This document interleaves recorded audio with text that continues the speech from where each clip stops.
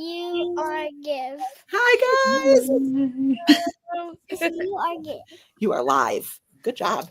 Hi, guys. How are you guys doing? We have a special guest host tonight with us as well, at least until her attention wanes and she runs. But I hope you guys are doing great. I'm so excited to discuss Dreams of Gods and Monsters, the ending of the series. Kaylee has informed me that she did not, in fact, read the book, so she's the slacker of the group this evening.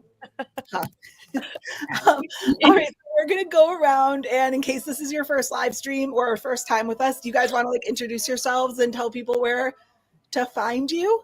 I am in Prospect Elementary School. Yes, that is true. So I'll start since that I am Lindsay and this is Kaylee. And you can find me at She Is Books and Busy on Instagram and YouTube, right? Yeah. And you can find Kaylee there with me too. You can see on Dylan's videos. And on Dylan, my son's videos. There you go. I've been in Disneyland. Yes, she was in them. That's true. Go ahead, guys. Hi guys, I'm Karina. You can find me at She Dreams in Words on YouTube and Instagram. Are we talking about ratings or are we going to save that? We'll save it. Okay. Good. Oh, me? I'm sorry. Hi, I'm Kaylani from Kaylani Simply Me on Instagram, YouTube, and Twitch. Stunning. Hi, everybody. I'm Dana. You can find me on YouTube at Dana Ella and Instagram at Dana Ella Reads. Perfect.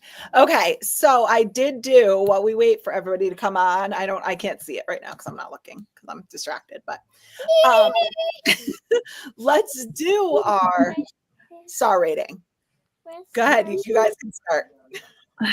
Okay. I know right before we hopped on, I wasn't sure what my rating was going to be, but I think I'm going to go with a 3-star.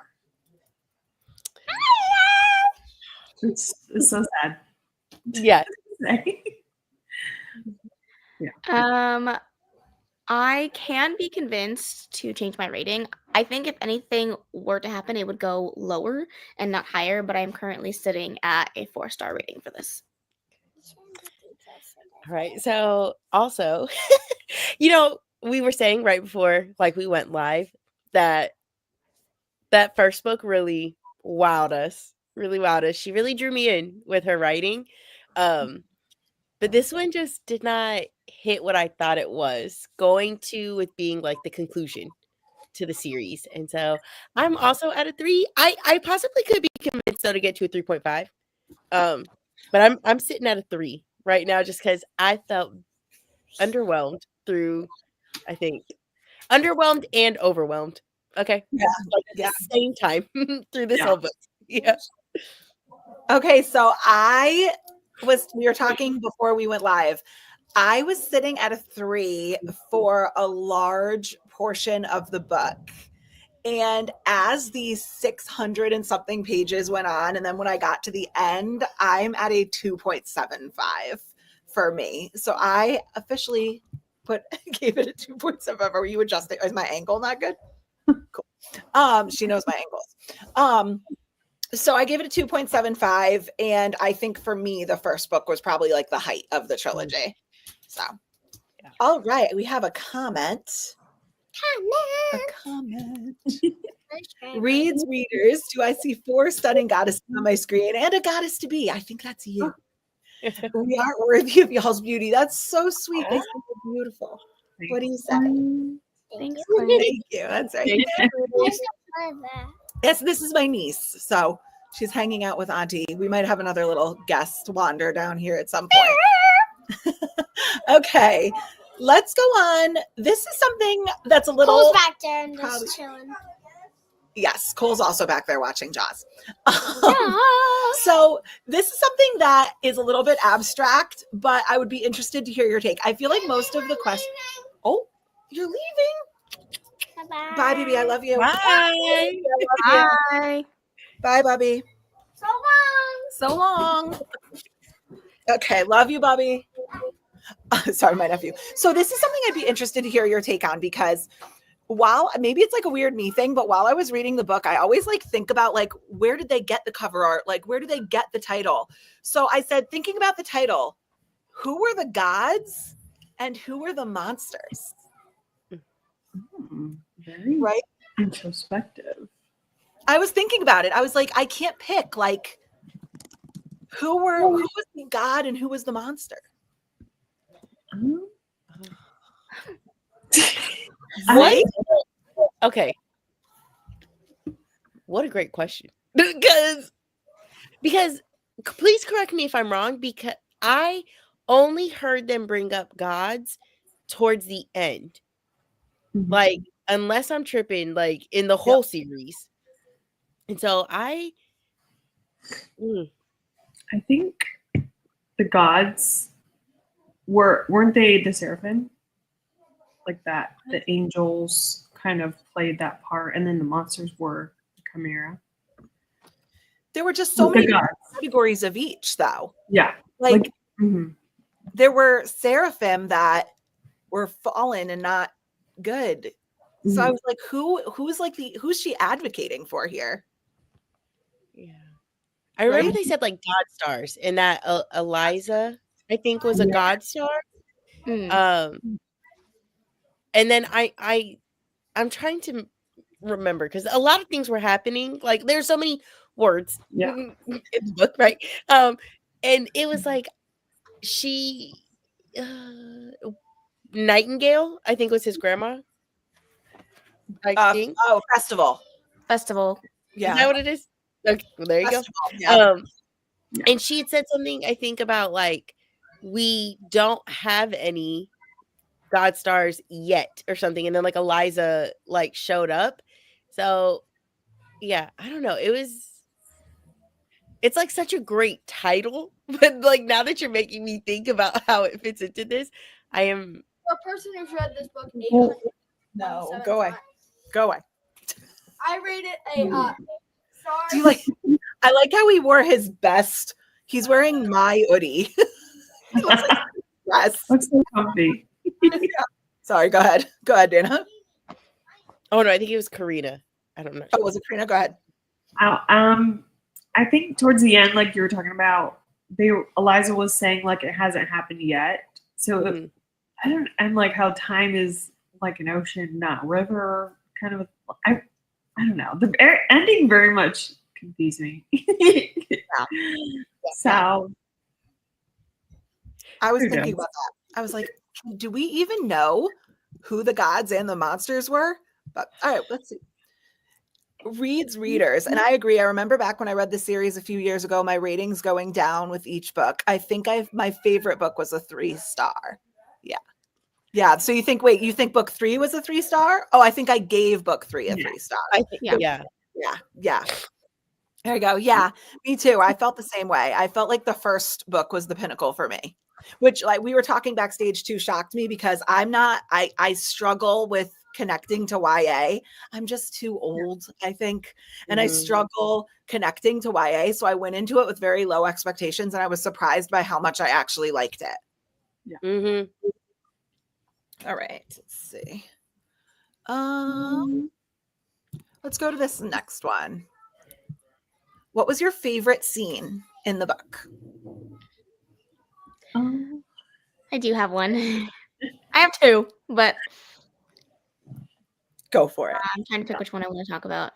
I think the one that made me the most emotional. There's one that made me emotional and one that made me kick my feet because I was just so freaking cute. But the one that made me the most emotional was when LaRoz was saying that she was singing. And that it broke me. I think that was the only time I cried in the entire book. And I don't know, just something about that scene and how she wrote it was so powerful. So I really enjoyed that. And then I think Karina, this might be one of yours as well. So maybe I'll wait and let Karina speak it in case it's hers. Okay. Is it the one that you kicked your feet? Does it have to do with Zoo and Mick? No. Okay. Well, I don't know if anyone else has. Let's see. I'll go for it. Yeah. Oh, you want me to go?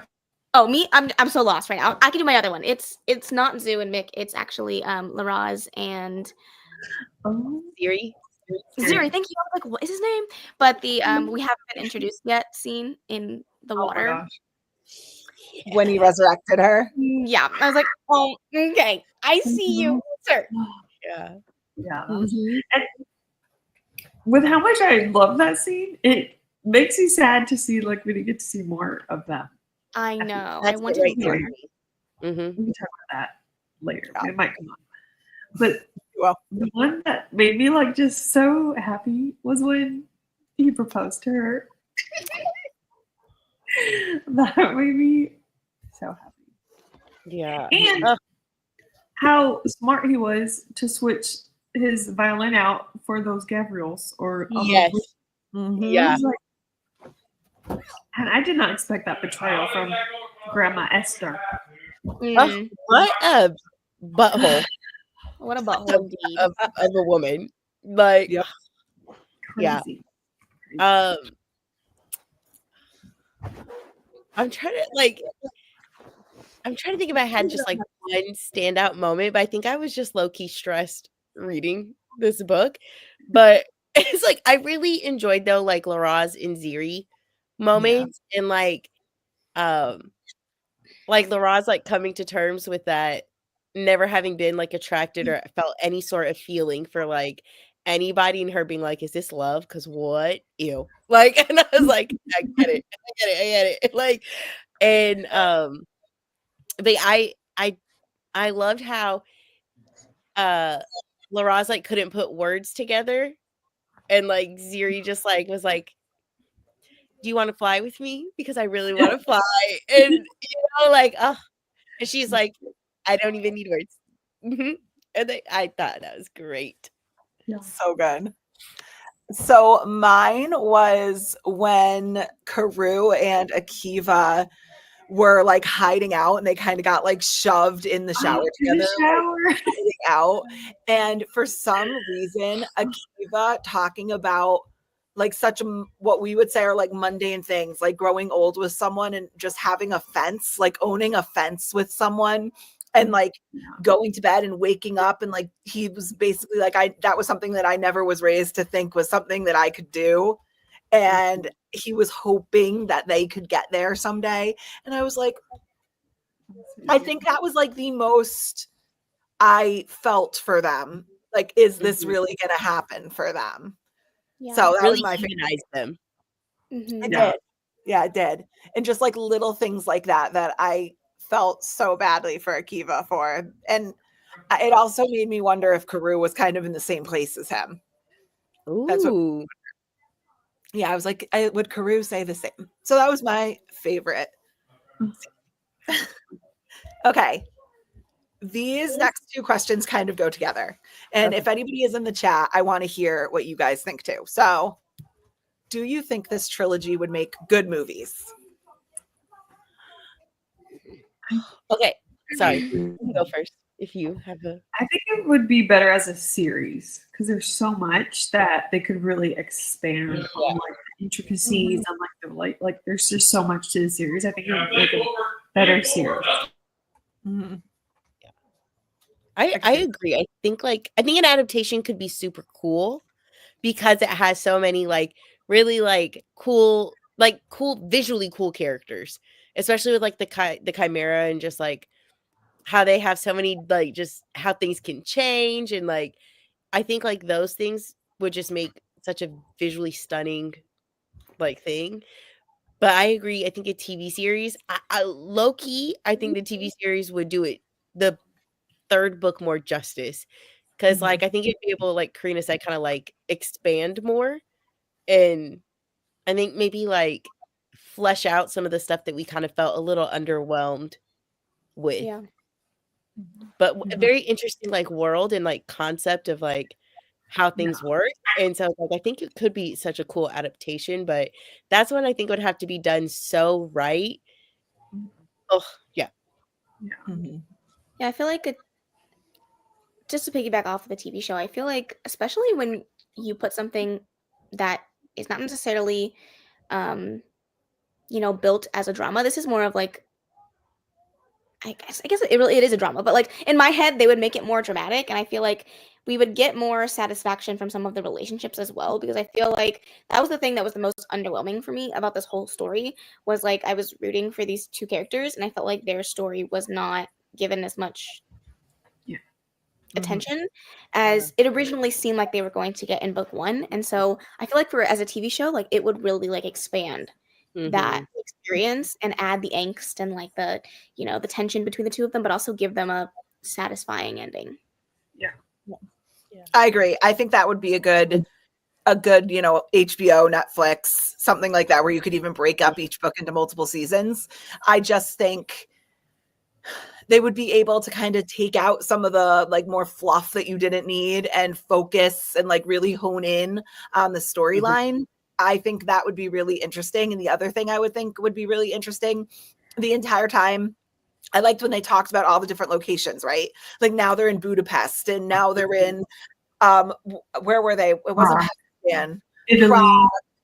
They talked about someplace, I forget else. Yeah, like exactly. Like I really think it would be cool to see the different locations come to life. So I immediately was like, this would be cool to see this flushed out in person. Yeah. That was cool. All right, let's see. I think it would be better as a show. I think it could go more in depth in places we need more with as the story progresses. Yeah, I agree too. I think you'd be able to like hone in on exactly what needs to be focused on. I agree. So then piggybacking onto that one, obviously we can't do all the characters because there's 1,000 of them. Who would be like 2 or 3 dream casts if it was made into a show or a movie? Oh, Like who are you picturing? I'm terrible at this. I'm not good either. No one ever picks the people that I pick. Do you have some idea of like, do you have like ones in mind? I mean, Yeah, like so when I was reading, I picture Carew as kind of like, I don't know why, but I pictured her as kind of like more almost like Lucy Hale with blue hair for some reason. I don't know why. That was the picture I was getting like in my brain. Okay. And then I don't remember who else I was thinking of, but like I was thinking of or I could see somebody like Laraz. I forget exactly. Did they say what color hair Laraz's was? I don't know, because he had like horns in his original form. Laraz is Akiva's sister. I'll say Kaziri. Because I saw fan art that had her blonde. But like I thought somebody like Gal Gadot or somebody like could be really cool as her. Somebody. Okay. Darker hair. Roz, I could see as like Charlize Theron, but like younger. Yep. I could see that.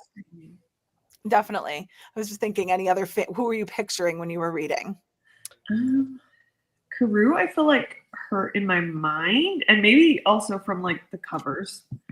I'm getting like the girl that plays in the chess show on Netflix. Anya. Oh, Thieves Gambit or whatever it's called. Yeah, I don't know these people's names, but I feel like she kind of had those features. Yeah. And then for Zoo, I don't have a face, but she's just like a little pocket rocket, you know? Yeah. Yeah. I She really definitely sounds super energetic. Yeah. She gives me like Jenna Ortega vibes. Yes, I could see that. I could see that. I also think it might be better if this was like all animated instead of like live action. That's cool. Just to like really bring out like colors and I don't know. That could be cool. Yeah. Almost like Night of Cakes and Puppets. Yeah. Type of animation. That would be cool. Yeah. Definitely. Okay. Here's the next one. Do you think there were too many characters integrated into this plot? Yeah. Yeah. And overwhelming, yes. Yeah. That's part of what made me not be that enthused with the series, to bear with the trilogy, to be honest with you. Yeah. I think with like there were so many characters and you switched POVs and like it just I feel like I didn't have enough time to really like be enough in those POVs with that because the POV switches felt very jarring and I don't know, they just took me out of the story sometimes because sometimes like it would switch to a new chapter and I would be like, who are we talking about right now? Because so many of them were in the same boat of loss, of battle, of so many things that it's like I was like, where are we? Like, what are we doing? Who am I right now? So I do feel like there were too many characters and I think it's too many characters and too many switches Yeah. that felt very like disjointed, but also ran together. Again, underwhelmed and overwhelmed all at the same time. Like it's like every emotion all at the same time. I think she was just trying to do too much and then didn't quite hone in on the right things at the right times. It was like when by the time you got to the end, it's like I think she still had so many things that she felt like she had to wrap up, and then it was just kind of like, oh, we're done. Yeah, it was like told and not shown. Yeah. Like, yeah. I agree. I think the other thing that Laini Taylor likes to do is just throw a character at you with zero, like they've never been introduced. You have no idea who they are. And all of a sudden she's just talking about them like you're supposed to have known them. Mhm. And so many times it was introducing a new character, but I go, wait, did I miss? Like I would literally go and check my chapter to see if I accidentally like skipped because I didn't know who it was. So I thought that was very similar to what Kaylani said. Like she took the words right out of my mouth. She was trying to do too much. If she had taken 4 storylines and made it 2, I think it would have, or, just honed in more on the characters and the different things and like figured out exactly where she wanted to go with this story. Mhm. I think it would have been a lot easier to digest for me. Because I thought there were She could have even like made it into 2 books to like really hone in on some of the things that she wanted to do. Yeah. That would have been. Or even made it like she could have pulled like a Sarah J. Maas, like thrown a glass and released like a prequel that explained some of like the relationship of Akiva's family and more about Joram and Jael. And like, you know what I'm saying? Like, I just felt like she was trying to do too much in one book. Like for me, there was no reason for this book to be over 600 pages. How long was It is 637 pages. Yeah, I don't have my physical next to me, and it felt like 637. It's like I feel like I felt every page of that. Like this is a brick. Yeah. It's a brick. I don't know. Yeah, it was just too much. It was too much. Mm-hmm. Yeah. Oh, we have a fan cast. I could see Tulsa Swinton playing one of the Seraphim. Yeah, I agree with that. I think he told us Swinton, but it's this woman. Yeah, I knew. Yeah, I could see that. Okay.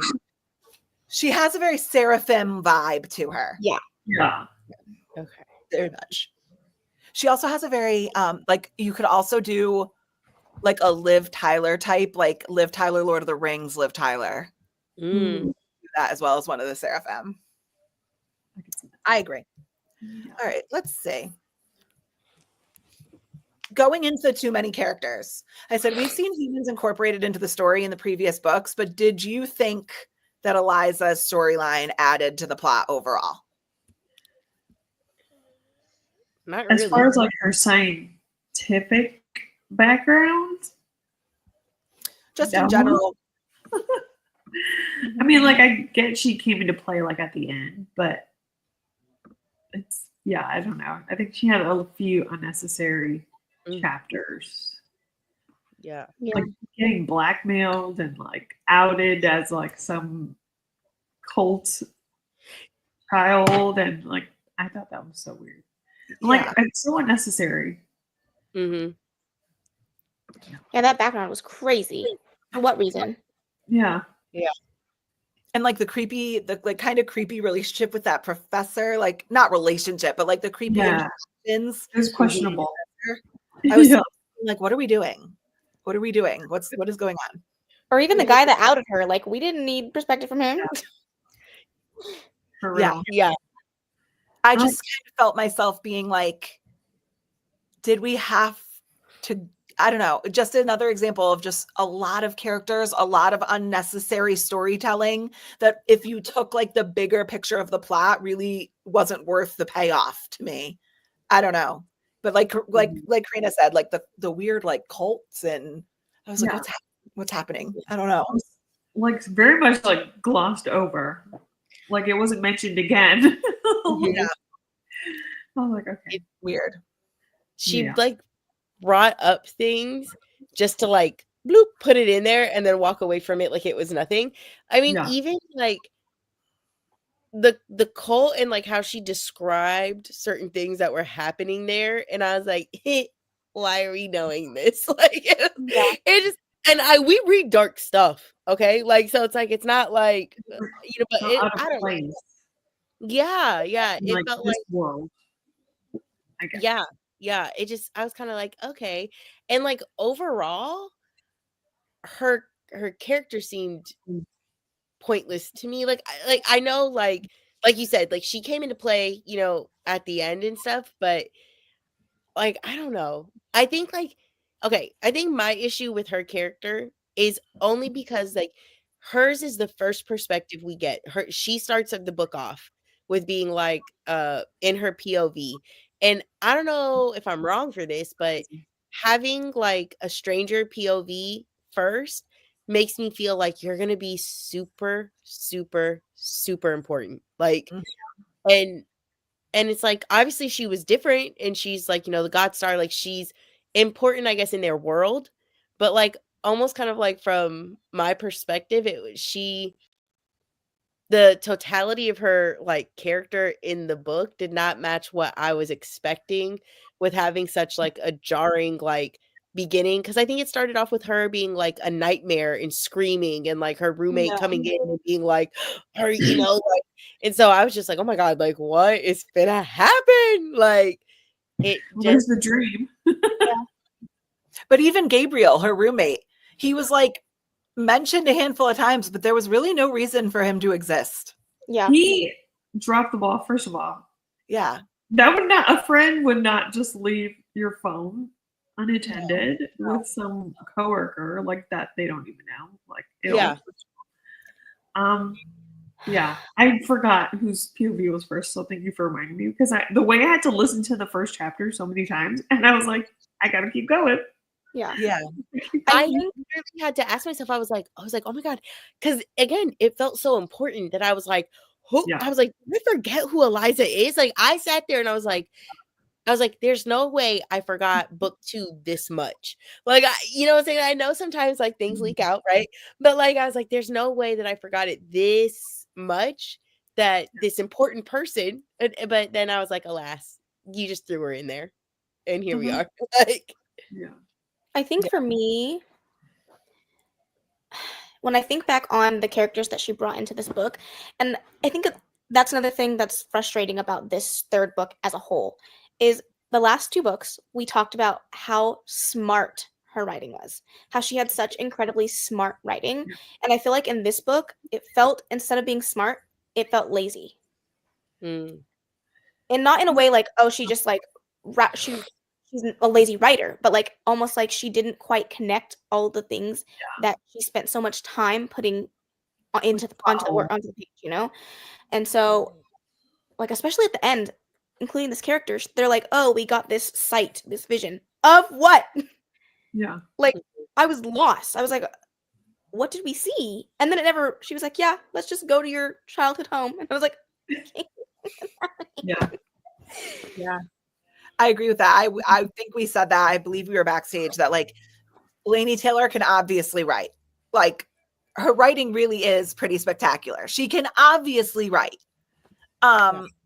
It's just the focus that was like I couldn't attach to the style in this book. It just seemed scatterbrained. Like it seemed like when she was plotting for this book, she took out a piece of paper and she like brain dumped and tried to fit everything that made it on the paper into the book.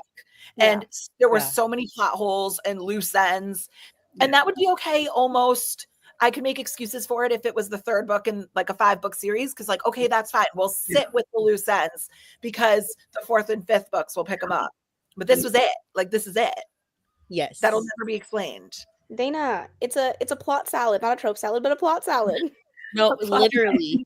Like when you said it's like she brain dumped and then just said I'm using every single thing on the list. That literally, like, I was just like, oh my God, that's it. It really, it is the opposite of trope salad. It is plot salad. And unfortunately, it was like just it didn't go, it wasn't cohesive. Like, and yeah, it just wasn't cohesive. I think too, like how book 2 ended, you know, we're expecting like this great war, this great fight, and like we don't even like see any of that. No. Which is crazy. I really think if she had like divided this into 2 books, like they could have really, she could have really did something. Yeah. But or if she had kept it 1 book, but just trimmed it down. Right. So like, I remember writing pages in college and this is what I would do. I would put a piece of paper down and I would, like I said, brain dump everything. And then I would figure out which direction I wanted to start in. And by the time I was done, like half of the things that I brain dumped on the paper, they're just not going to work in this right now. Like there's no cohesive way to fit them in. Right. Like it's not going to work. If she had just edited it down, we could have seen more in a similar length book. Like if she had just taken out some of the stuff that just seemed so ultimately unimportant, we could have seen more. Mm-hmm. I think one of the things that really I think irritated me, Karina had said that it felt like we were promised a really epic battle. Yeah. And I think like with fantasy, we've gotten so used to having like these really amazing battles, like, you know, and I remember like when I was listening to it and when they had like already got to the uncle, what's his name? Jael. And like how just Akiva put a hand on his chest and was like, yeah, don't blink too hard because I'll toast you. And like that was like low key it. And I was kind of like, oh, and then I was looking because I was like, oh my God. I was like, must be a few minutes away from finishing the book. And then I saw I indeed was not. Bam, 34 chapters left. Yeah. And I was just kind of like, ew. And so then I kept thinking, oh shoot, the epic battle's coming. And here I am at the end. And You still got fooled twice. yeah, no, literally like bamboozled me over and over again because when it was like over, I said, so the big was just that Akiva got disappeared out of a cave to go see his did grandma. one of these. Yeah. And that's it. And I was just like, not y'all being pacifists in a fantasy book. When y'all telling me about to have a war of ages. Yeah. The stakes were too high for nothing. Yeah. That was one of the loose ends for me. It's like, wait a minute. You have demons and angels battling. The angels are getting weapons from humans to incorporate them. They're like enslaving people. Yeah. And then it was just kind of like the end. And you're like, that was another loose end that drove me crazy because Karou was so upset, so devastated that she left Razgat alive the first time. Mm-hmm. Yeah. Only to leave him again. Yes. Just left him alive. I said, ah! And he's a sniveling little Voldemort. Oh, yeah. Exactly. He's just like latches on. Like book 2 Voldemort. He gave me Peter Pettigrew vibes, is what he gave me. A sellout that needed somebody to give him value. He's got to yeah. Like him. But also, I just want to talk about that one scene where Laraz kicked Akiva through the portal. Yeah. That did make me cry. Especially when she said the urn is full, brother. It's sort of like Yeah. That one made my tummy hurt. Because that was the most epic battle we had in the whole book, was like that very intense scene, and I was ready for it. Like, I was ready to be emotionally distraught, and so even as like it was building up, I was getting emo because I was like, oh god, it's because in my mind it's like it's starting now. yeah. I was like, we're about to be tormented, and I was excited for it, like for the next chunk of book. And then that line though, like the urn is full, brother. I was Mhm. that was a lot.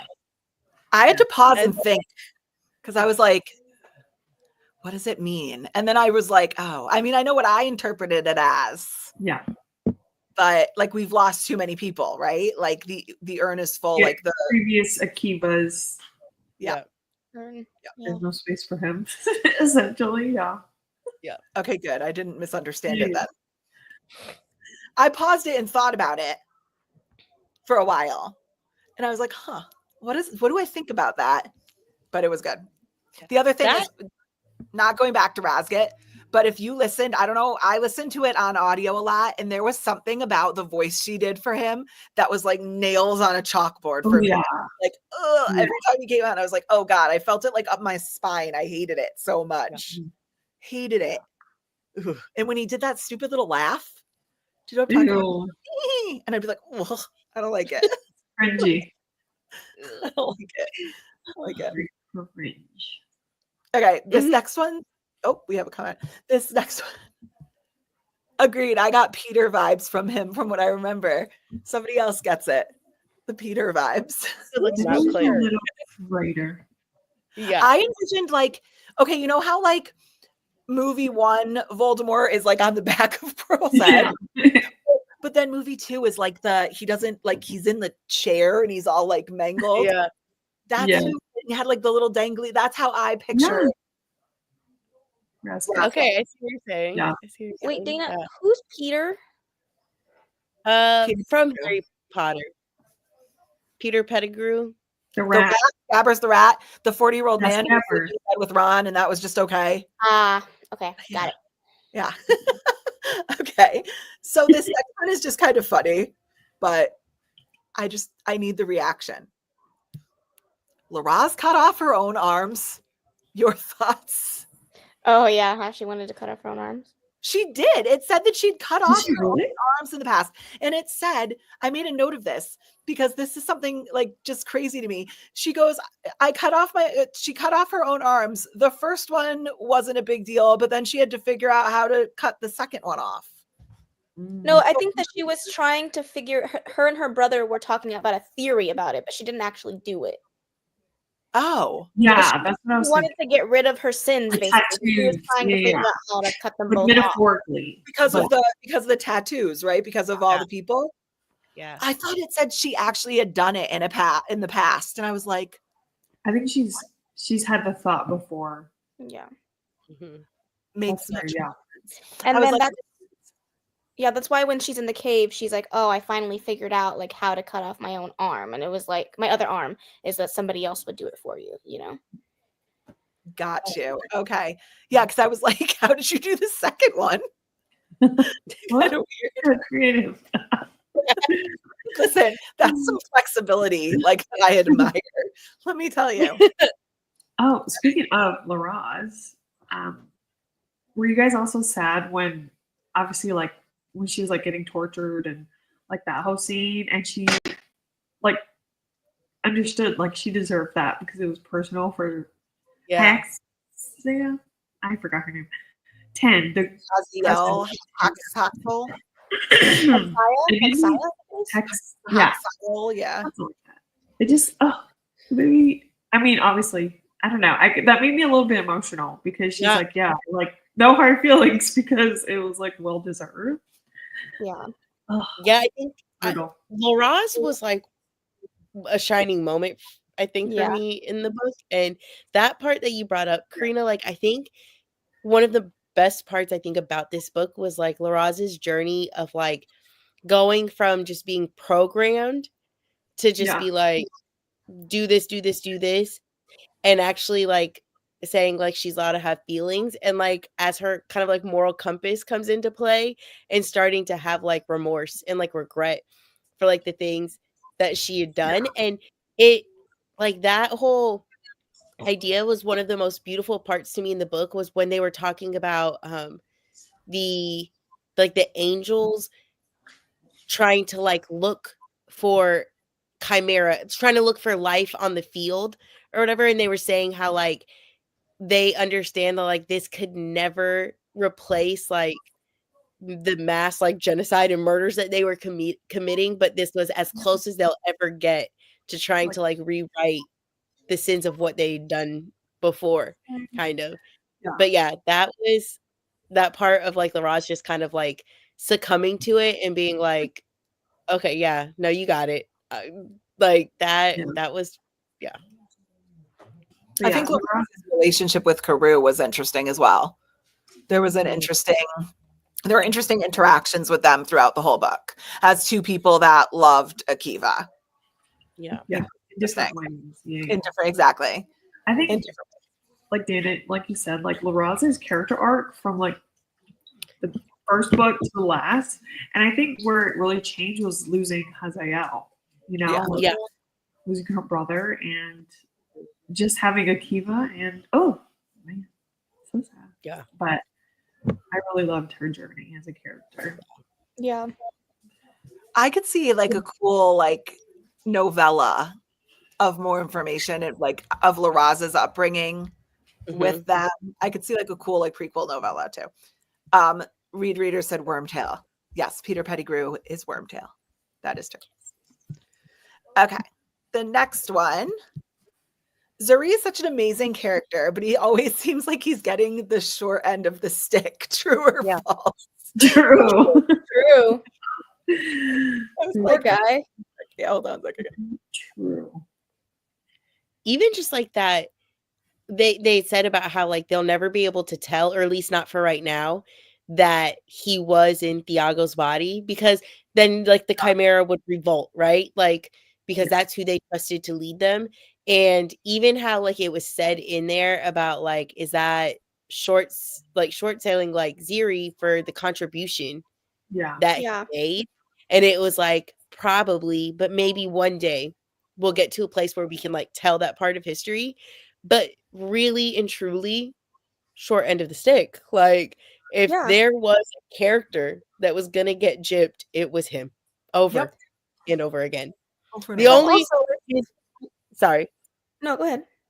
I was saying his win was when he did come back, and Laraz, because I imagine Laraz as being like, you know how they said like very strong and very like kind of stately, like she held presence in space, and how they were talking about how like she had to look up, and like they were like, yeah, he's tall, and I was like, a win for you, my friend. You deserve one out of all else that you're holding in your pocket right there. But yeah. I think the saddest thing for me for his story is if Laraz hadn't brought his spirit back, they never would have known that he died in the cause of fighting for them. And that's just like, I mean, thankfully that didn't happen, but that is depressing to think about. Like, nobody would have known just how much he did to get them on the path of peace. Even just taking on the burden of Tiago in the first place with like the whole knowing like what he was trying to or was doing to Carew moments before, like that is, and how much he like actually had feelings for her. I would be sick, you know, having to pretend to be this absolute crazy person, essentially. From like the kind-hearted, like, you know, when Carew was like, yeah, he used to follow me around, like as kids and stuff. So cute. He got on his forehead. He was the only one who stepped up and tried to help her when she was executed. The only one. Crazy. And he just perpetually just got stepped on over and over again. Yeah. Speaking of execution, okay, from book one, this is one thing that I'm irritated didn't come back when she took the body of her sister and it made, you remember like where it made it specified that she was not gone. She was just buried deep down. Why did she come back? Like that irritated me.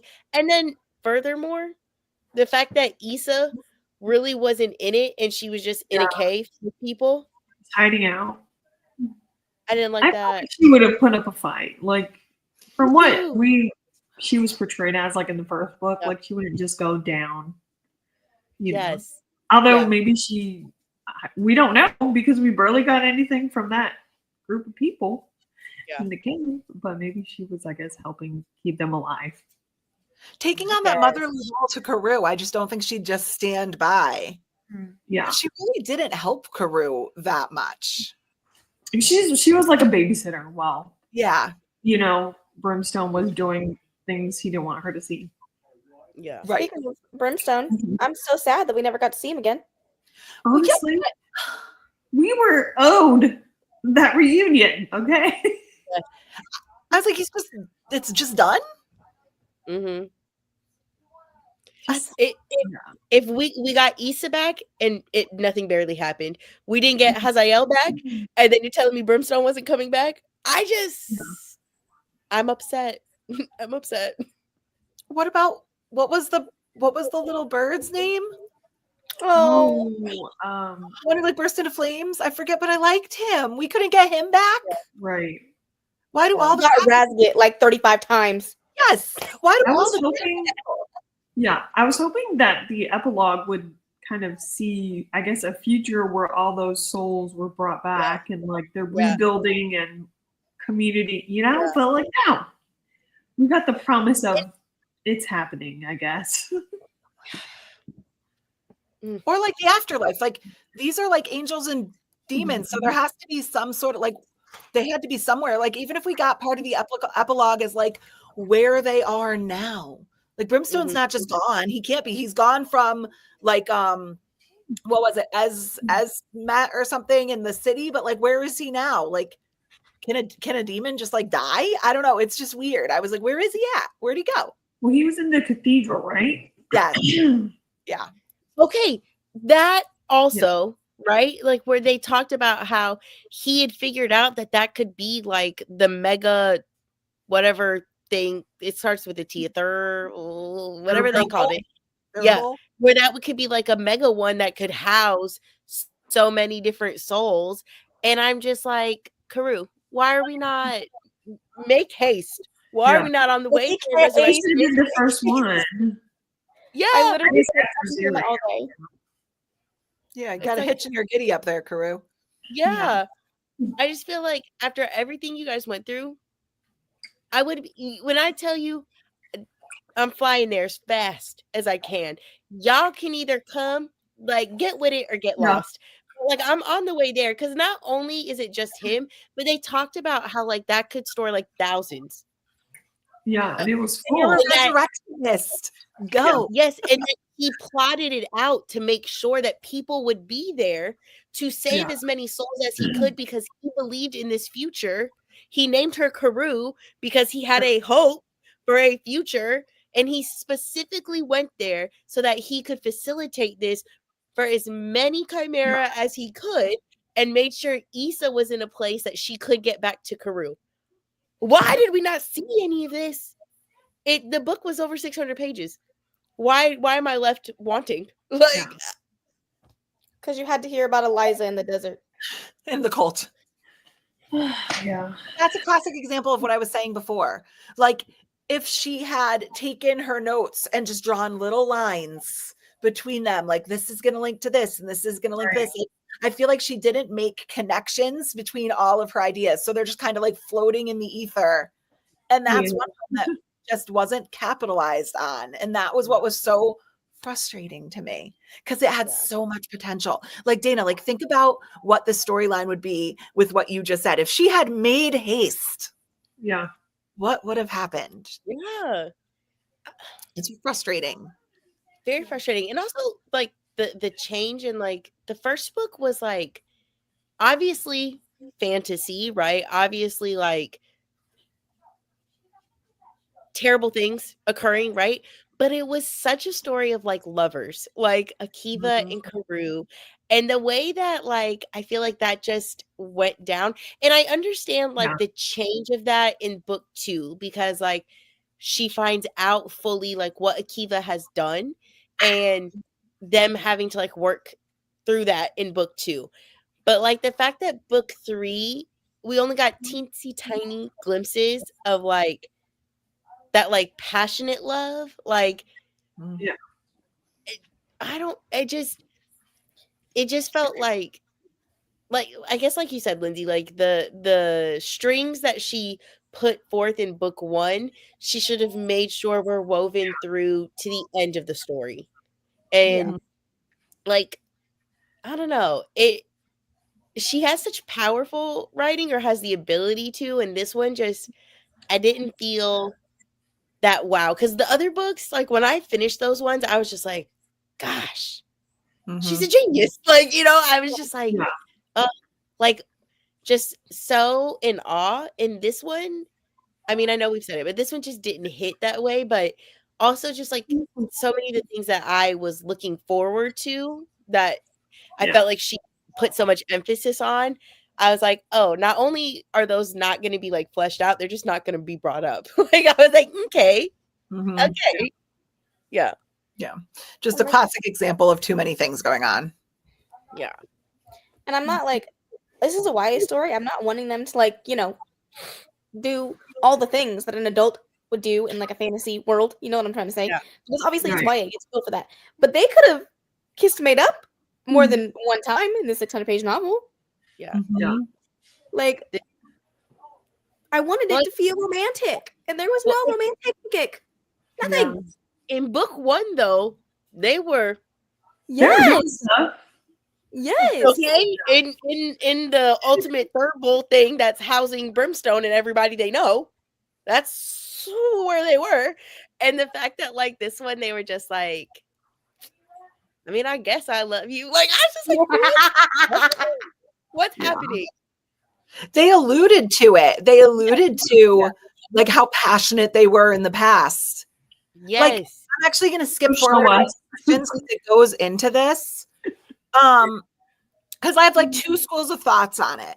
So I'm going to skip forward a couple. But I said one of the things that the book did well was focus on the things that were really important in the world without getting lost in the romance.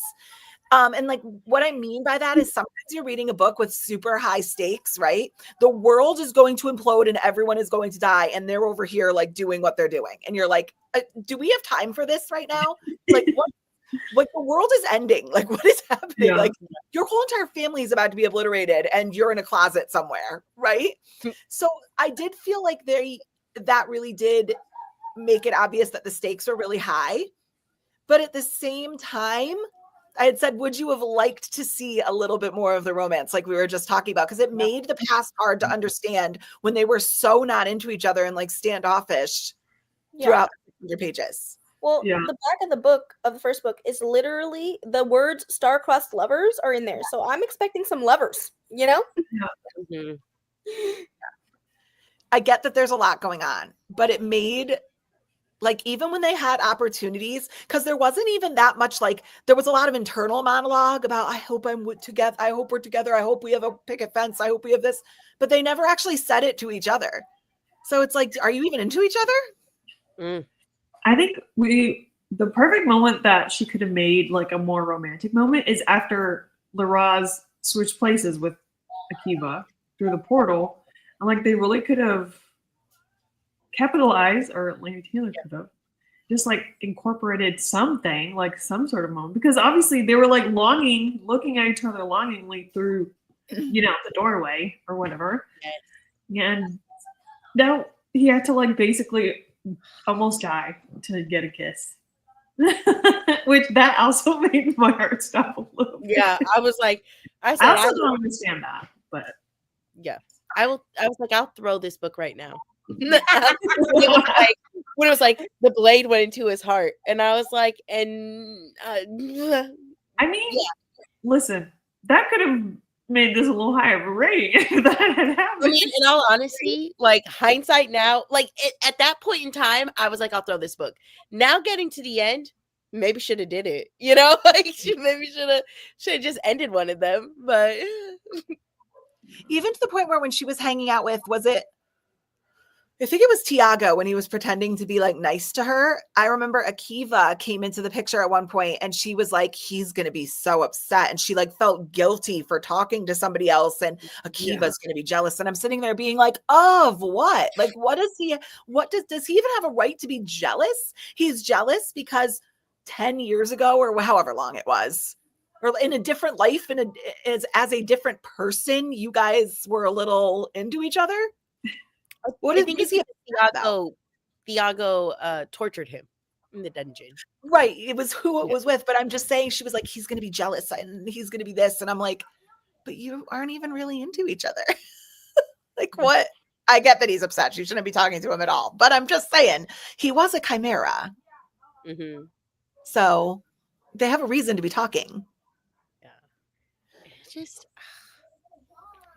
It just fell flat in certain ways. And I do get like that stakes were high, you know, and so it's like they didn't have time to just fully be in the romance of it all, you know.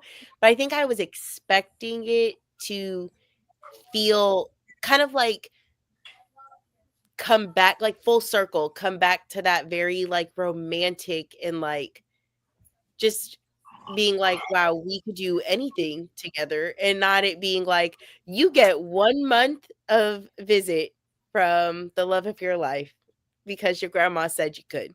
Like that just, that just really spun me. I don't know. The whole grandma plot line also confused me. Because like, did we get anything in the previous books?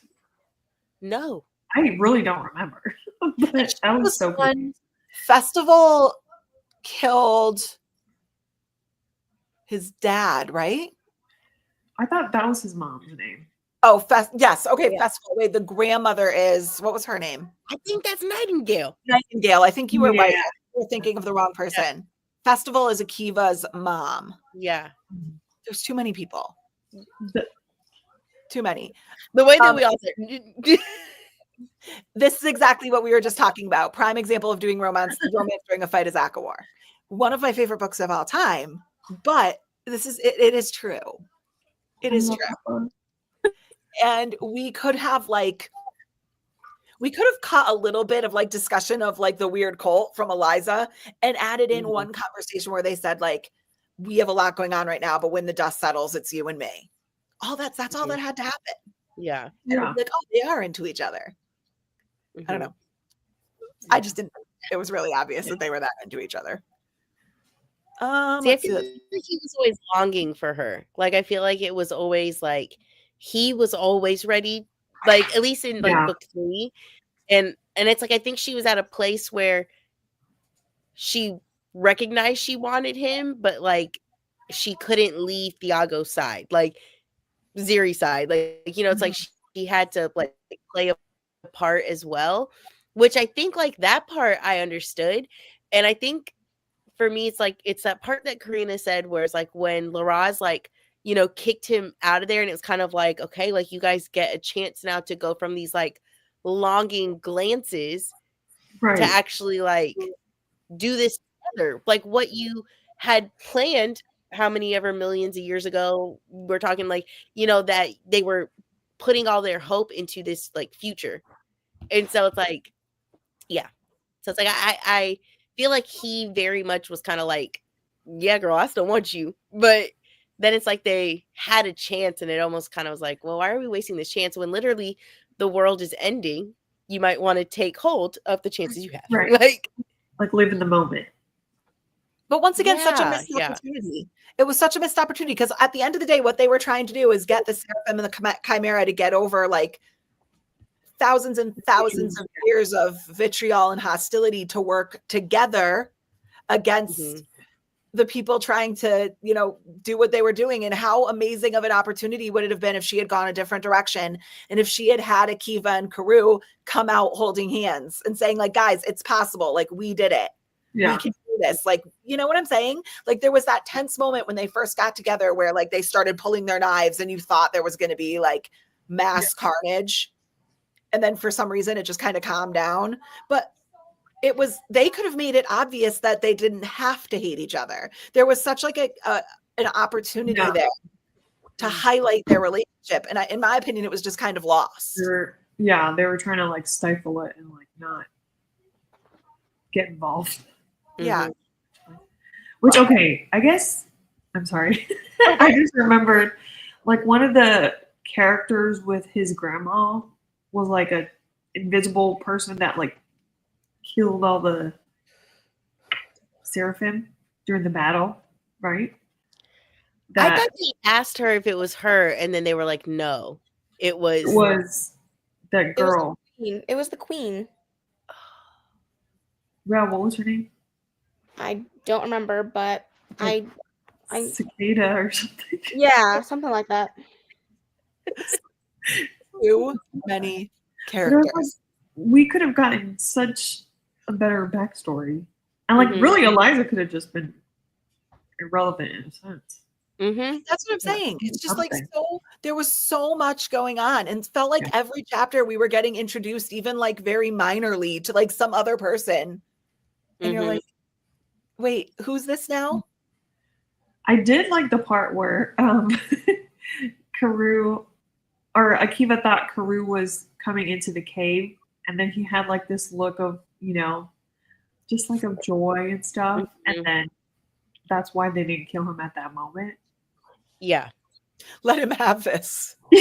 And then again, nothing really came of that. Let him have this one thing while we kidnap him to kill him later. Exactly. The only thing that would have made that better is if Zuri just got like punched in the face in the background. That would have been like the perfect thing, because that's what always happens. Zuri is just somewhere getting mangled by something for no reason. Yeah. Invisible force.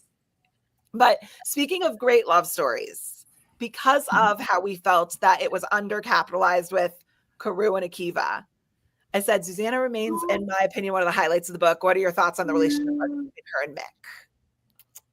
I just love them. I love them. Yeah. Just the way he was so loyal to her, like, through thick and thin. He carried her freaking platform shoes in his bag in book 2. Like, that's always going to stick out to me.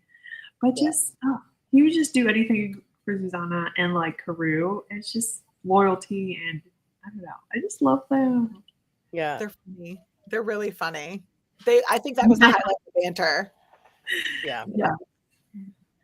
I think one of the things I loved so much is like they put such an emphasis, especially, and I think like, Night of Cake and Puppets, on like how much music plays a pivotal role in like Mick's life, and like how it's like his lifeline to like connection, low-key, right?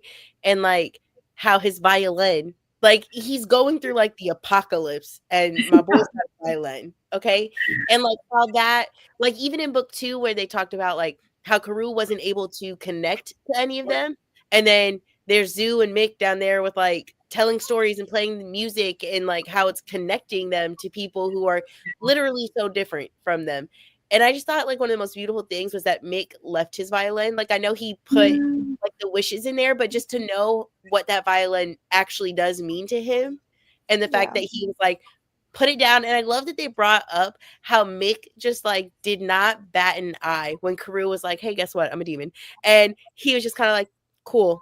And it's Tuesday. Like, like he, and it's like, I just love like how like Laini like pointed those little things out in Mick, and he just, him and Sue, just, I love them.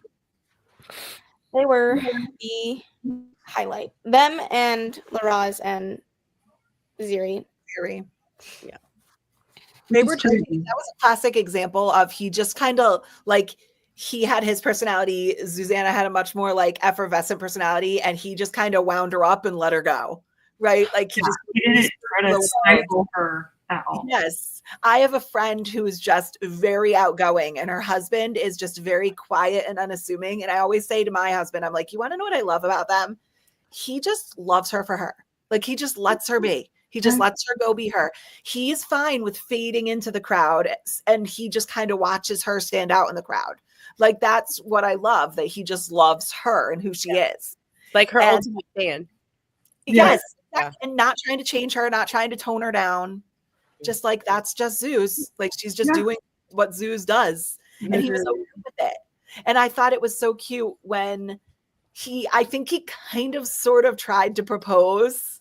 And it kind of took like an awkward spin. And then later on in the book, it said something about like, she said that Mick was required to perform 3 miracles before he was allowed to perform, and he was only on miracle 1. The fact that he was so willing to stay in it for 2 more miracles was so cute. And the fact that she counted one of the miracles, and he was like, absolutely not, that doesn't count. Like, I need something bigger and better for you. He's a grand gesture kind of guy. But not 1, 3. This is what makes it so frustrating, though, because exactly what Kaylani just said, like, that is such like a great, that is something that I haven't seen in any other romantasy, YA or adult or romance. Like, that was such like, she can obviously write a great romance because we see it with Zeus and Mick, and it was It's like the main relationship fell flat, which is just crazy. Yeah. great. Literally, Zoo and Mick and Laraz and Ziri, I feel like their chemistry and like their relationships hit harder for me than like the main relationship. Especially in the second and the third book. Yeah. Mm-hmm. See, I could read a whole book. Mick book. Yeah. The novella was the only book I've given 5 stars in this series. Yeah. Yeah. Yeah. I think it was just important to highlight the stark difference in the romance. Now, listen, I know the stakes were a bit higher on Karoo and Akiva. Yeah. So that's what I was kind of trying to get at in the beginning of that question, where I said, like, I don't appreciate when there's really high stakes and we're focused too much on the romance. But at the same time, this is a classic example of like, there's black and there's white, and then there's somewhere in the middle, right? Like, there's some gray area where you could have incorporated it a little bit more, right? Mm-hmm. And I just feel like it was kind of lingering over here in the white where it was just nothing. Like, and I don't know, something like that. But, and that kind of led me, after looking at that, to say, do you think that Karoo and Akiva are meant to be together? I mean, we keep getting told. Yeah. I want to say yes, like, because I want to say yes because I'm holding on to book 1. Genuinely, I think is what it is. And like, I do. Okay. Yes. I do think that they are meant to be together. I just wish we got to have that feeling more in book 3, like how, we've already said, but just like, I do think so. I just wish that she at least once gave us that feeling of like how they were just like in book 1, they were destined. Like, nothing was going to hold them back. He was risking life and limb coming to that party and dancing with her when Iago wanted her. Like, and just like, and how it was so impactful that Ziri was like, I remember seeing this and just knowing. Like, and it's just like, I think they are meant to be together. I just wish it felt so consuming the way it did in book 1. I think they're meant to be together, but here's the difference that I have, like, I think in my head for this relationship. I believe wholeheartedly that Akiva and Magical are meant to be together. Yes. But I don't believe that Karoo and Akiva are meant to be together. I agree. Ooh, They just don't. There's nothing there in the present. There's so much in the past. But this is my thing. We've said it. This is why I don't like Then and Now timelines, because they built so much of the past and then did not subsequently build that in the future or in the present. I think you're right. I agree. I think that if we're looking specifically at Karoo and Akiva, I'm going to go so far as to say I think Akiva deserves better. Like, that's just my opinion. Like, I think Akiva would be willing to like pour his heart out and set up this life. And I think Karu, not necessarily by any fault of her own, but I don't think she's like on the same wavelength as him. Maybe as magical as she once was, but now so much has progressed since then. And she is quite literally not entirely different, but she's a different person.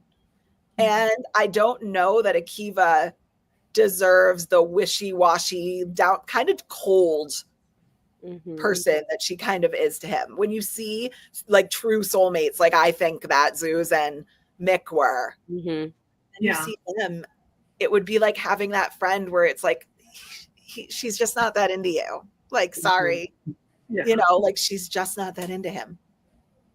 I don't know. Yeah. I think I agree with you guys because like of what you guys were all kind of like saying about like Madrigal and Akiva, and like I think that's how I feel though, is like that book one with its Madrigal like in Akiva, where it's like you're destined. Because he, like, going back to the party, like he switched his costume and like attire just to get more time with her. I feel like the most grand gesture, I guess you could say, is when he brought Ziri to her in the second book. Yeah. But like, I don't know. But also, Karu didn't really seem open too much until the end, I guess. Yeah. She had too much going on. No, go ahead. My bad. Oh, sorry. She kept saying like she couldn't wait to like eat her cake. You know, that was it. She couldn't wait to eat her cake, and it's gonna be so great. But like, how about you say that out loud? Because I'm tired of hearing you say it in your head. Yep, him too, though. He's getting nothing.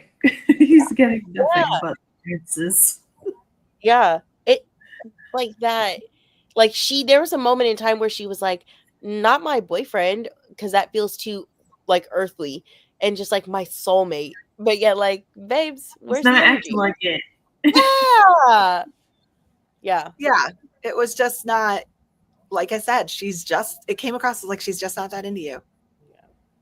And like how, again, like, right, like at the end of book one where she gets her memories of Madrigal back and then just kind of like has this like understanding of like what he's done, especially like, you know, like with Brimstone and things like that. And then kind of like in book two where she starts off like very against him, just being like, I can't believe he's such a scumbag, you know? And as she like goes on that journey through like book two, where she starts to understand more of like, I start to understand now why he went full tilt when he thought I was gone. Like he lost the person that he loved the most and he went scorched earth. Like her having that like realization through book two, like how Karina and Kaylani were saying, kind of like she had that moment and that like I want to eat my, like, you know, I'm gonna have my cake and eat it too. And I thought like book three was gonna be more of her like reaching out to him a little more of, because of going on that journey of saying like I judged him so hard and now I'm starting to realize like what lengths would I go to when she lost like Brimstone and everybody she loved, about like I would burn this world to the ground and like start, you know, it's like I just thought that was gonna, like, as she went through that journey, we were then gonna be able to see her like reaching out to him more, like out loud and not just kind of like in her head type of thing. Once the dust settles and we get through this together, what is our life going to look like? That's kind of what I was expecting. And I don't feel like we got that. But I feel like we got that for Zeus and Mick.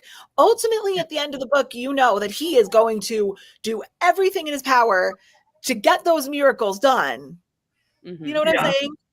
And they're going to be good.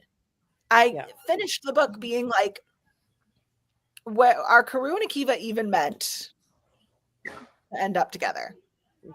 Well, it seemed like they were getting married, right? In the epilogue, did you guys get that too, or was that just me? When they're like, "Oh, you can't wear white," and then I remember that. He's on a different dress or something. Yeah, and how it's like he had that place that he would not step foot in until like they.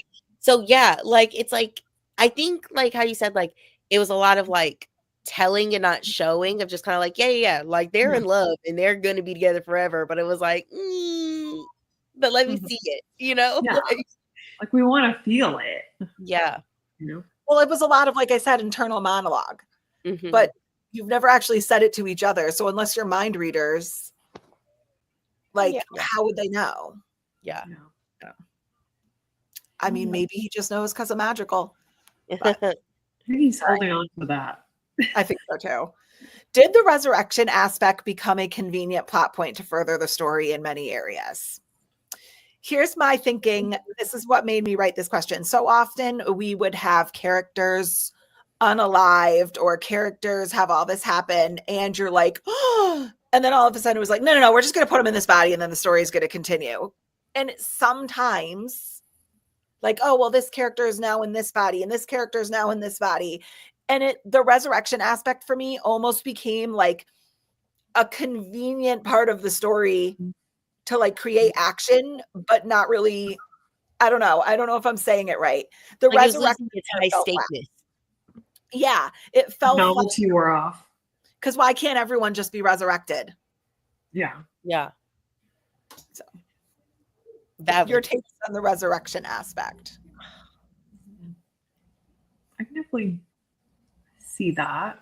Yeah. I think it's a valid point. I don't think I thought about it. Yeah. And it didn't like weigh heavy on my mind when I was reading it, but I do think it's a valid point. Yeah. It was just like every time somebody had something happen, it was just like, oh, we'll just stick them in another body and then the story keeps going. And I'm like, okay. And it happened several. And then they also implied that like different characters had been resurrected in that body. They were like in different bodies before. Yeah. And I just was sitting there being like, this resurrection aspect is a little strange to me. It just, I don't know. I just was like, I think it's just furthering the plot almost. I can see where that. Yeah. Bothering me. Here we go. All right. What did you think about the conclusion of the book and how did it finish up the trilogy for you? There's a lot to say. Take it away. I think we covered a lot of it. I think the conclusion was very underwhelming with the build-up that we got in the first book. And like the second book kind of upped the ante, and then the third book was just like, what is happening? Yeah. So unfortunately, it's the lowest rated in the series for me, which is such a bummer because I know how much we love like the first book and even just that little novella, which the novella actually came out years after the trilogy was already published, which is crazy because that's like my favorite according to the ratings. But yeah, I just wish it went differently than what we got. Like I think we just had higher hopes and expectations maybe, but she really could have excelled at wrapping everything up. It just fell flat. Yeah. Yeah, it killed it for me. The end was what dropped it, that 0.25 for me. I was so dead set on 3 stars. And then I got to the end of the book and I closed it after the 40-minute epilogue. And I was just like, I just felt unsatisfied, to be honest with you. Yeah. That's kind of what dropped it to a 2.75, which like I said before, when we were like backstage, 2.5 is average. Like 2.5 is a perfectly fine book. So it still was just like a tick above, but it was the ending. I wanted it to go out in like a grand explosion of like plot points getting tied up, and it just nothing happened. So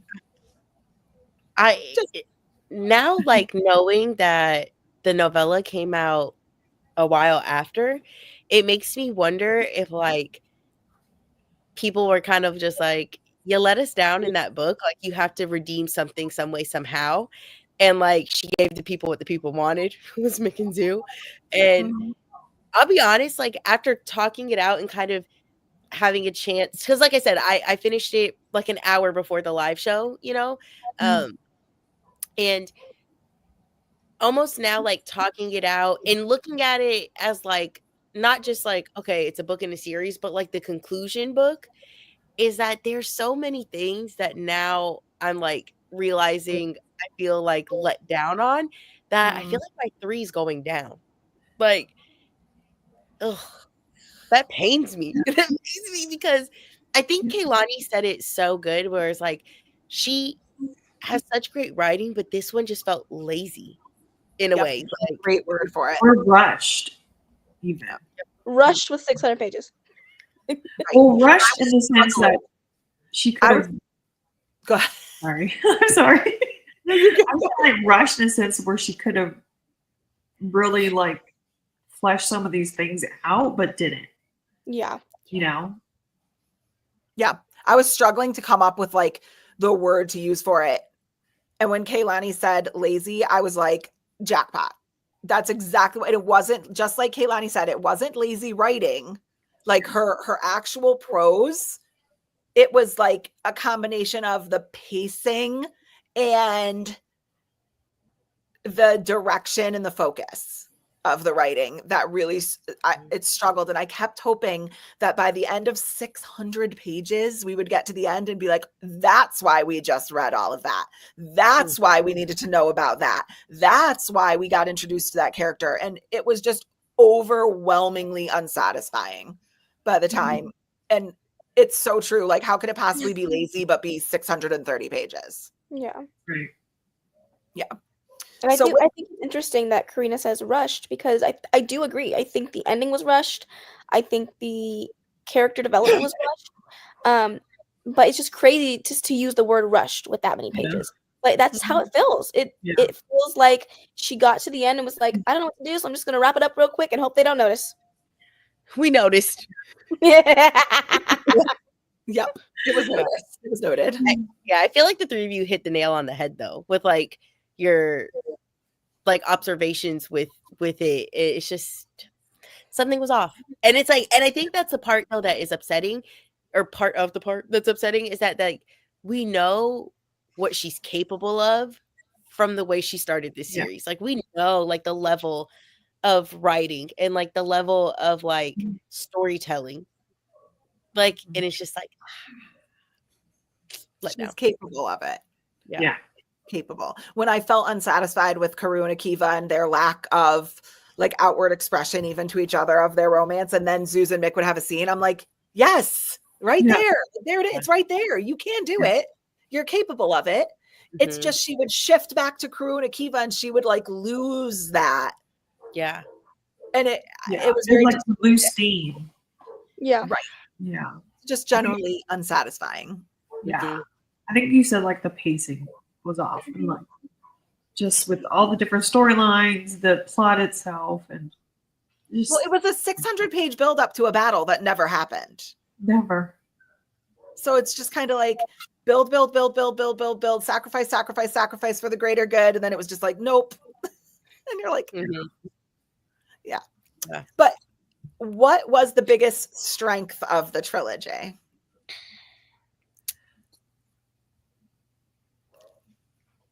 First book. Yeah, that I think like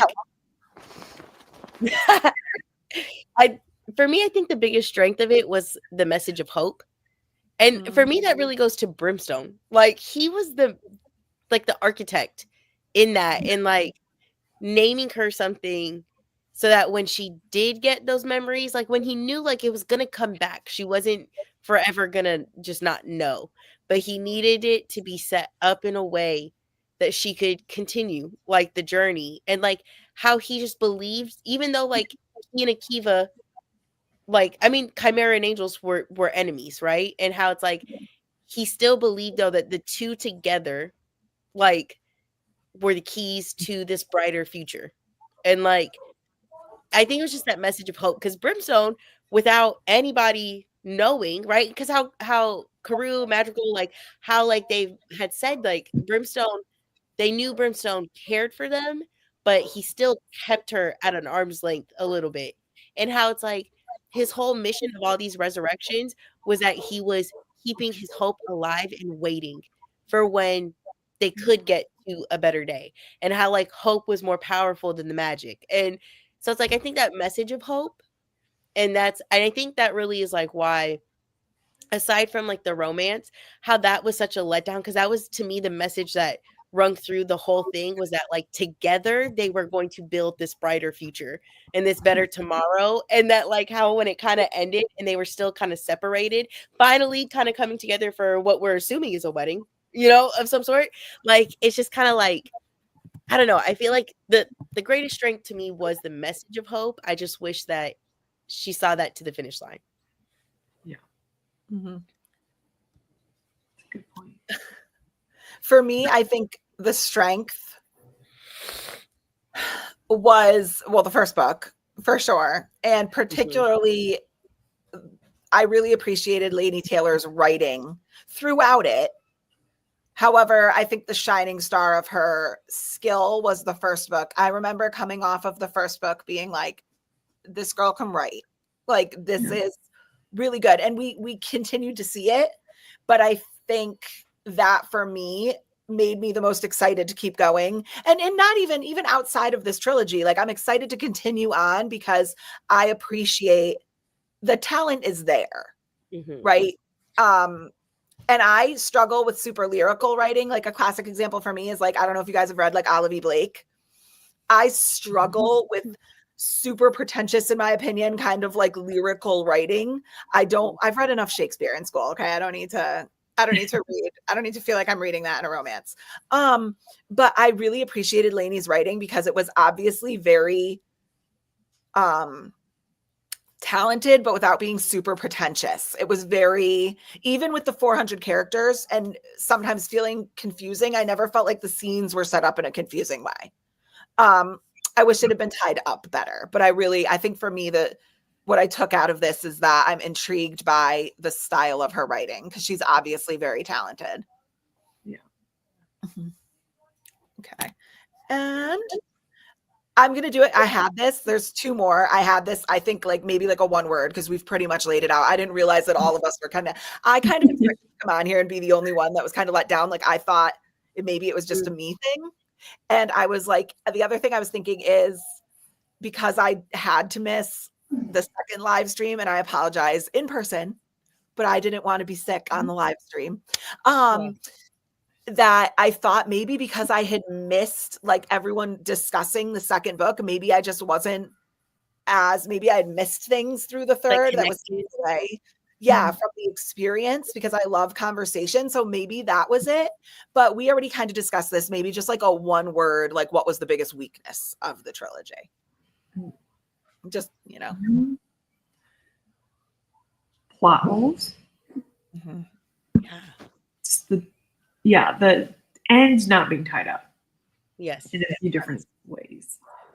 Pacing. Yeah, I agree. Pacing. Yep. What was your one word, Dana?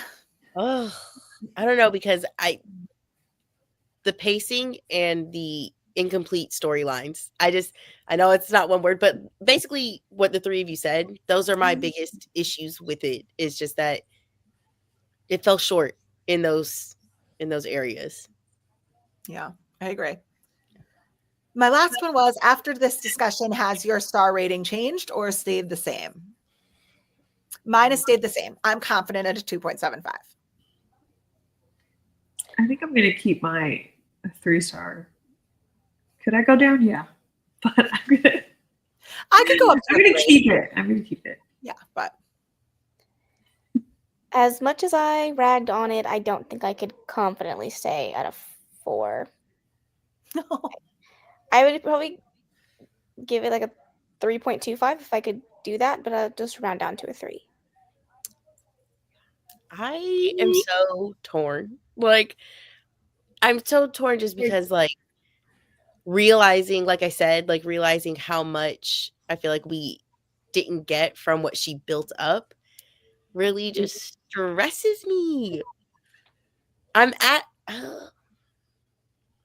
a 3, but do not be surprised if you see it go to a 2 or 2.5 on Goodreads. Okay. Yeah. I think the discussion really illuminated that it wasn't just me, Yeah. that things really did exist. Mhm. And actually, this discussion pointed out things to me that I had even missed that furthered what I was thinking. Mhm.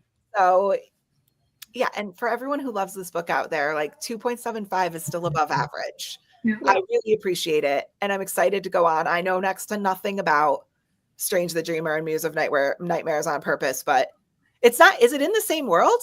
No. I didn't think so. It's not anything to do with this, right? I don't think so. Not a clue. But I also don't know like No anything idea. about it. And I've Is it heard from what I've heard, connected at all? I don't think it's connected at all. And I think that from what I've heard, this is her most lyrical writing yet. So prepare yourself. Exciting. Because those are thick too. Yes. Yeah. But I are they as thick as? Yeah. I have them on my shelves. I haven't even looked at them yet. Yeah, there's over 500. maybe 100 pages less than this one, but still a brick. Let's hope that she's sort of honed in on her style a little bit. Yeah. But, all right. Any other parting thoughts? No, I just really enjoyed this. Yeah. I did Like I too. enjoyed the conversation more than the book. You know. I enjoyed the books too. They're books that have been sitting on my shelves that I've really wanted, and an author that I own that I have found that I actually really do enjoy her writing. Mhm. So the other thing I wanted to kind of look in on was, as far as like her entire works, like where does this fall? So for example, you know how like Throne of Glass, Sarah J. Maas wrote it when she was like 16, and you can see the progression of her writing as time went on. Like, I think, I'm not trying to say anything controversial because like people love Throne of Glass, but like her writing significantly improved as the series went on. Mhm. I'm wondering if we're going to see that going into Strange the Dreamer. If we're going to see a difference, maybe she got a bit more focused, like discovered her style a bit more. So that's what I'm excited about. Yeah. I will say that I think that this, for me, was the best way to experience the series, because I feel like this one would have fallen prey to, like, I would have read the first book and been like, that was so good. And then, like, 3 years from now, I'd be like, I got to reread the first book, you know? Yeah. Yeah. I agree. I agree. It really did force us to kind of read them like back to back, Mhm. Yeah. putting it off, which I think it would have been a really big disservice in this series with how many characters, how many storylines. Yeah. I don't, like Kaylani said, I don't think I'd remember. Or I would have gotten to like an Eliza chapter and been like, I must have forgotten Yeah. Mhm. that Eliza was in a book. She wasn't. Yeah. She wasn't. She's just introduced. So, Here you go. Yeah. all right, guys, I think that's it. And we are taking this month off, correct? So we'll be back in January. On whose channel is it in January? Mine. We will be back on Dana's channel in January to discuss Strange the Dreamer. Yeah. I'm so excited. Me too. That's the one that I had been wanting to read for I've been wanting to read this series, you know, but Strange the Dreamer, like that's the series of hers that like, I was like, I gotta do. So yeah, I'm really excited. I bought Strange the Dreamer and like had heard of Muse of Nightmares before I even knew that Daughter of Smoke and Bone existed, certainly by the same author. Yeah. So when I bought Strange the Dreamer, they were like, well, you have to like, have you seen her first series? And I'm like, oh no, I didn't even know she wrote anything else. Mhm. So, And I think it's nice that we've started with her earlier work so that now we can kind of see how her writing has progressed and grown. Yeah. Yeah. I think we should get another little graphic novel for the Strange the Dreamer series. She should work on that. Oh, yeah. Like a graphic novel for each series that she does. That would be cool. All right, guys. Well, thank you so much for joining. And thank you guys. As I say this, I said this after the first one because I missed the second one, but thank you guys so much for reading with me and inviting me to join because I love it. And I'm sorry again that I missed the second one. I was not camera ready. I mean, like I'm already not like walking Milan Fashion Week, you know what I'm saying? But particularly last month, I was like, I can't do this to them. No worries. feeling better. Yes. Yeah. I am. It took me like 6 weeks to shake it. Wow. Yeah, but I'm doing a lot better. But thank you guys so much, and Yes. bye, guys. Bye. See you next month.